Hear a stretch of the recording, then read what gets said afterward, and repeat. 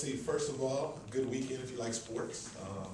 World Cup, US Open, got Wimbledon going on now, and have a King's Draft on Thursday, so I hope that everybody comes out Thursday.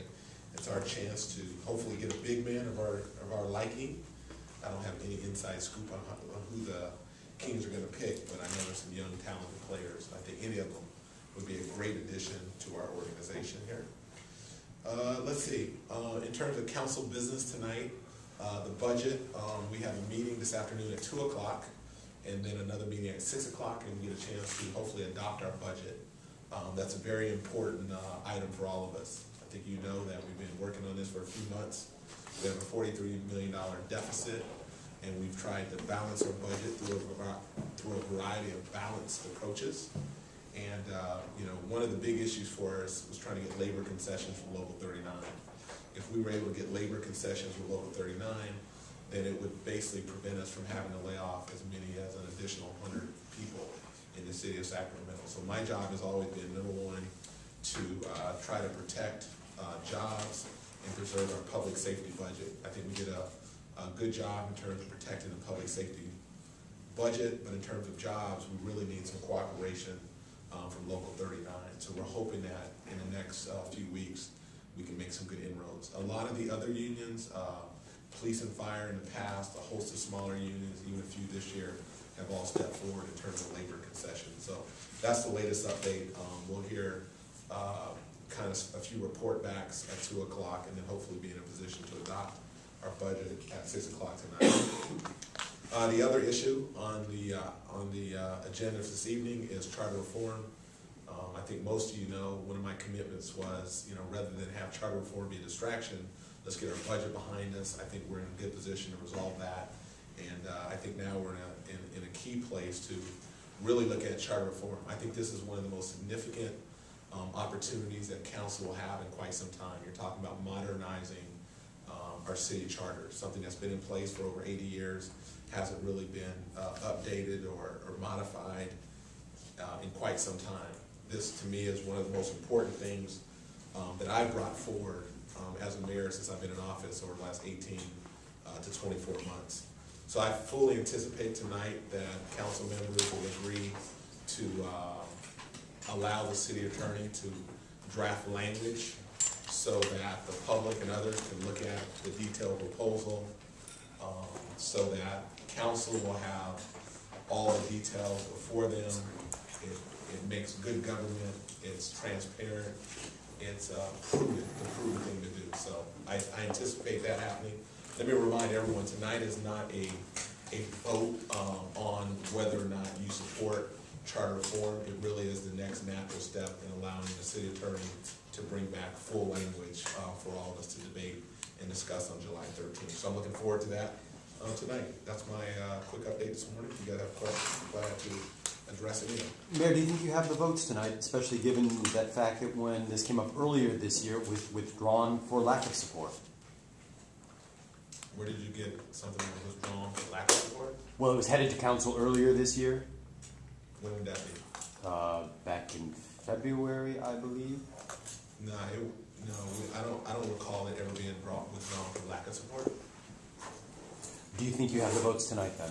Yeah, as I said earlier, I can't imagine council not voting 9-0 to allow the city attorney to bring back language that lists the details. One of the things that people have been saying all along is we want to see details to your policy that you're bringing forward. So, we've done a good job of getting a lot of community input.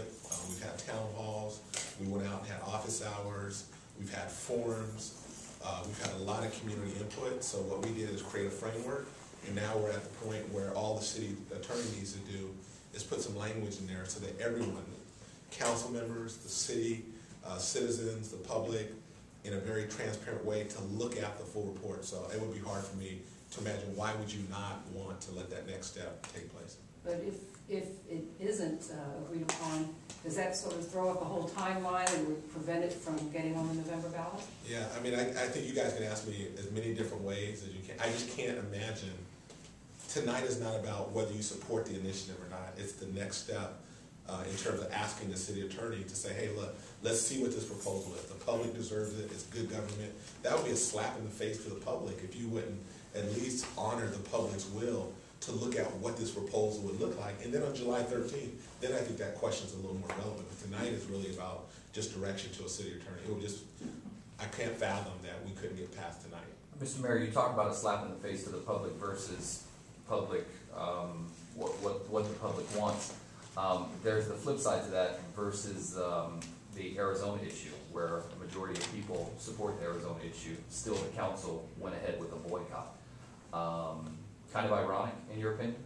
No, I think they're two separate things. I mean, again, if you're comparing the two issues, tonight versus with public support supporting Arizona, and you're making the argument that public support supports your strong mayor. Yeah, I think there's two separate issues. Tonight is not an up or down vote on anything. It's just a next step internally is to look at the language. That's all that's happening tonight. But wouldn't you concede that if someone were to vote against going forward, that would pretty much be, in essence, kind of their way of saying, no, I'm not really for it? It would be council members really, not a public thing. It'd be council members really being obstructionists for me. So I'm going to try to answer your other question, but I don't draw the parallel of both of them. I think as elected officials, you know, there's been a lot of people weighing in on the immigration issue. A lot of people inside the city of Sacramento, but I think where you're saying a lot of people are weighing in, they're not necessarily from the city of Sacramento. We hear a lot from people in the county, we hear a lot from people up and down the state of California, we hear a lot from people all over the country. If you just look at what we've heard from the city of Sacramento, I think it's been overwhelming, those in the city who've come and voiced their opinion in support of the immigration issue. Mayor, on the budget, they're part of the... Can I make one more point? Yeah, please. So we've had 2 council meetings on immigration. We probably had combined 6 hours of testimonies at a council meeting. I'm going to say it was at least 85% to 90% in favor of what council did, as opposed to those who weren't. So again, when you're looking at the barometer, if council meeting is an indication, it's a 8 to 9-1, you know, 8 to 2 or 9 to 1 in favor. If you're talking about general public in the city of Sacramento, is a little different than taking a poll up and down the state in Arizona and around that. So again, it's hard for me to equate the two, even though I get kind of what you're getting. But let me piggyback off of that, and are you hoping that whatever is decided tonight by the council members will be a reflection of what their constituents feel? You would like to think that council members always should reflect the will of their constituents. I would like to think that is the case, and I think in the immigration issue, we didn't have council members' constituents overwhelmingly say, don't do this. That did not happen at any council meeting. I'm not aware of that at all. That's kind of the distinction I'm trying to make on that. Yeah, I'm sorry. Go ahead. On the budget, there's an item in there to restore, I think $6 million in funding to the police department.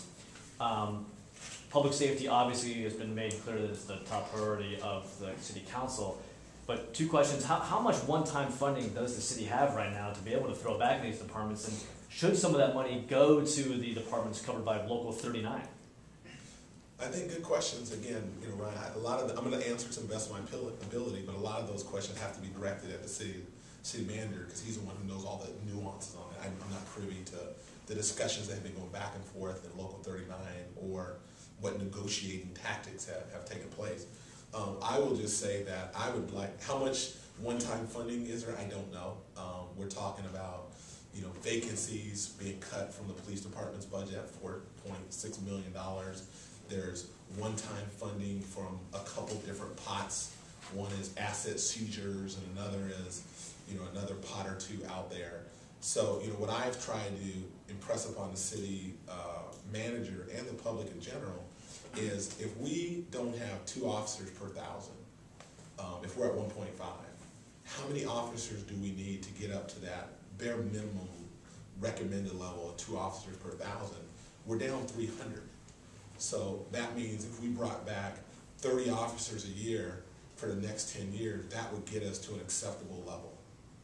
Well, that 30 should start this year. If every 30 officers is about $3 million, then can we find $3 million in our budget to get on track to do that? The challenge with that is it takes 18 months for you to recruit an officer,